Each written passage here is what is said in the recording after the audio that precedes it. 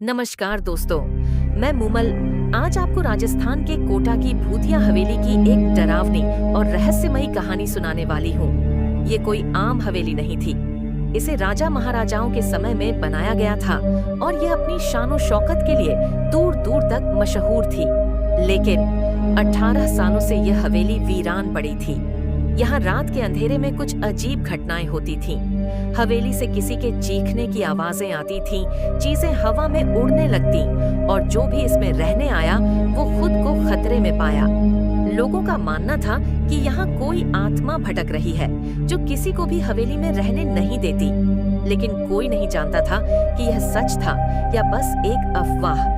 एक दिन दीपक नाम का एक युवक इस हवेली के रहस्य को जानने की जिद कर बैठा। उसे डरावनी जगहों पर जाने का शौक था। उसने फैसला किया कि वह इस हवेली में एक रात बिताकर सच्चाई का पता लगाएगा। जब वह हवेली के अंदर पहुंचा तो उसे तेज ठंड महसूस हुई।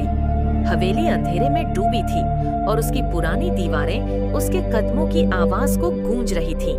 दीपक ने अपने बैग को एक कोने में रखा और कमरों की तलाशी लेने लगा। उसने हर दरवाजा खोला, हर कोना देखा, लेकिन उसे कुछ असामान्य नहीं लगा। फिर वह ड्राइंग रूम में आकर सोफे पर बैठ गया। उसने वहां आराम से बैठकर शराब के 2-4 पैग भी लिए और तभी हवेली की लाइट जलने बुझने लगी। पहले एक बल्ब, फिर दूसरा और फिर पूरी हवेली की सभी लाइटें अजीब ढंग से टिमटिमाने लगी। अब दीपक को कुछ गड़बड़ महसूस हुई। दीपक खड़ा हो गया और चारों ओर सावधानी से देखने लगा। तभी एक छोटी टेबल हवा में उड़ने लगी। टेबल लगभग 6 फुट ऊपर उठकर गोल गोल घूम रही थी और फिर अचानक तेजी से उसकी ओर बढ़ने लगी। दीपक ने झटपट अपनी जगह बदली और टेबल उसी स्थान पर गिर पड़ी जहां वह पहले खड़ा था। तभी सोफे की गद्दी उसकी ओर आने लगी। दीपक ने तुरंत छलांग लगाई और दूसरी ओर कूद गया।